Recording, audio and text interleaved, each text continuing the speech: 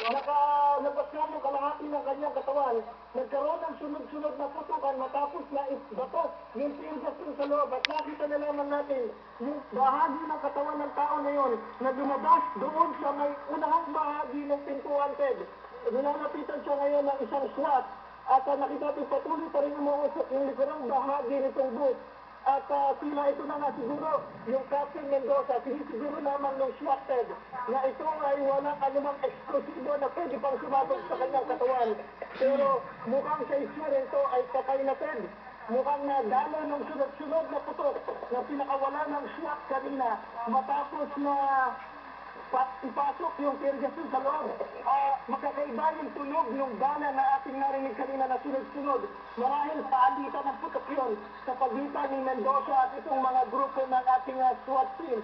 Nakikita natin ngayon ng isang SWAT na dahan-dahang lumalapit doon. Meron pang isang nakaluhod ngayon, lumalapit. Ayan na, nagsasanga-sanga na itong ating miyembro ng NPD at SWAT na unti-unting lumalapit sa taong ito. Hintayin lang natin makuha yung katawan na yun at makumpirma kung yun nga ay si Captain Mendoza na siyang hostage taker kanina, Ted. So ngayon, Ron, nakalabas ang kalahati ng katawan ng isang lalaking naka-uniforme. Wala na, Ted. Sumisenyas kang wala na. Yung isang pulis, maraming senyas na patay na. Tuluyan na nilang nilapitan at nakumpirma ang wala na. Malinis na ang area. Kung yun nga talaga ang senyales ay binibigay sa kapulisan, sumisenyas ng parang wala na. Wala bang lalapit na mga ambulansya, Ron, para sa Wala mga pa, Ted. posibleng buhay pang hostages? Tama, Ted. Wala pa ako nakikita ngayon. Maaaring siniclear pa nila yung area. Meron pang dalawa, tatlo na NPD police vehicle na lumalapit siya ngayon para ma-clarify ang sitwasyon. Ang ambulansya, alam natin ay nakastandby lamang, Ted, dito sa paligid. Pero hindi pa pinapalapit for security reason also, Ted. Kaya lang yun nga sinasabi mo, baka maaaring meron pang buhay doon sa loob. At maaari pang maisalbat yung sakasakali.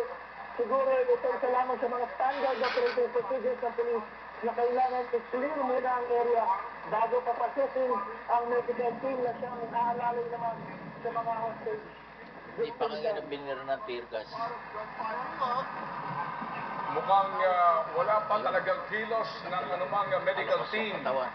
Sa ngayon, ito po, maliwanag po sa video mga kapamilya, ang paglapit na ho ng mga pulis sa nakabalandrang bangkay ng isang lalaki na tila baga... Pasok! Pero mukhang may mga putukan pati. Ted, diba, natin tayo ngayon dito sa may bus para makita kung ano na ang pinakauling sitwasyon.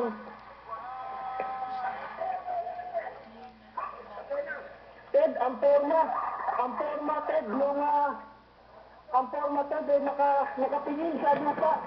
Ito nga, kalahating katawan na tila naipit doon sa masikip na pintuan na yun. Nakalapag yung kanyang dalawang kamay na halos halikan na yung sahig. At hinaharang ng pulisya yung ilang miyembro ng media na gustong makuha na ng malapitan itong pangyayari. Pero Ted, tama ka. Wala pa rin ang medical team hanggang sa mga oras na ito. Na-clear na nila, sinayos na ng clear, pero ang medical team, hindi pa rin pinapapasok. Nakikita ko na-standby pa rin yung dalawang sinasabi ko kanina doon. Maging yung PNRT na ipinasok nila kaninang nabisa ay wala pa rin doon sa south. At yung dalawa pang ambulansya na nandito sa may command station ay wala pa rin, hindi pa rin pumapasok. Pero Ron, ano yung pagputok na sunod-sunod na narinig kanina lamang? Ano yun, sir? May mga pagputok ding narinig kahit na nakabulagta itong isang nakakamuflage. Ayun pa. Ted, nauna yung bulagta, tapos natapos na yung pagputok, marahil. May mga buhay pa. Meron pa mga kaibigan Eto, lumalabas ang mga turista mula sa loob. May nakita akong isa na siya sa kay pinabuhay yung Ted, nakakatayo.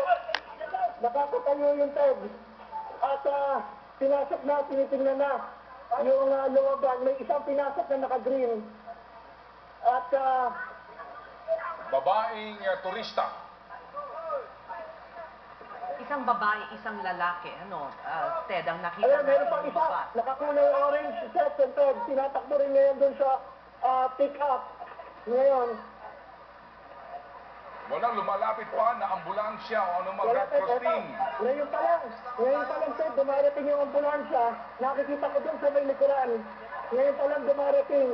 Pero naisa kayo yung babae, gumagalaw yung babae Ted, na nandun sa may pick-up. Ito na, yung dalawa pang ambulansya ng Philippine National Red Cross na nakapasok ngayon.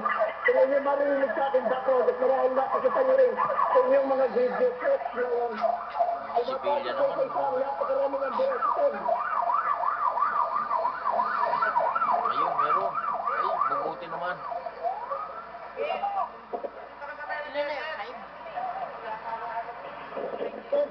Sa ating huling bilang, Ron, mukhang pang-apat na ito na hostage na nakalabas. Lalapit ako ng isa mismo. Dito sa may pintuan ng bus. Nandito na ako sa may mismo pintuan ng bus, Ted. At ang isa na pinapasok. At binabas na yung mga stretcher. Tingnan natin, Ted, may mga pagkilos sa loob ng bus, Ted. Meron pang mga pagkilos sa loob ng bus. Sana'y hindi naman totoo ang sinasabing patay na lahat. Yung mga hostage, mga na-hostage sa loob, Ted. Tama, Ron, may 4 na kaming nakitang nakalabas mula doon sa emergency exit. Tama. Wala na lang. Inintay ko lamang kung sa'yo. Tirgas, oh. Nahihirapan sila sa Hindi batay. na pa-atras lahat Yung ng ba, hindi ka tao. makahinga eh. Inintay ko lamang yung sa'yo sa sakang. Ayun pa Yung yan. buhay Paolo dahil siya yung unang-unang pumasok.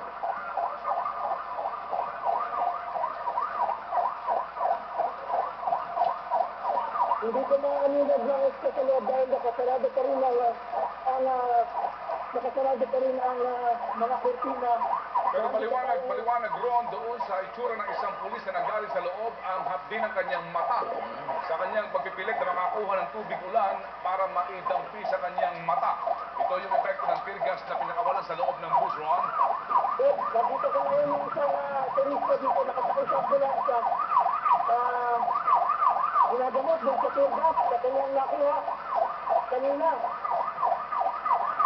Pero Ted, maayos ang itsura nitong unang 2 turistang nakita natin lumabas sa bus. Yung isang mukhang siguro teenager o mga in their 20s at yung lalaki at babae.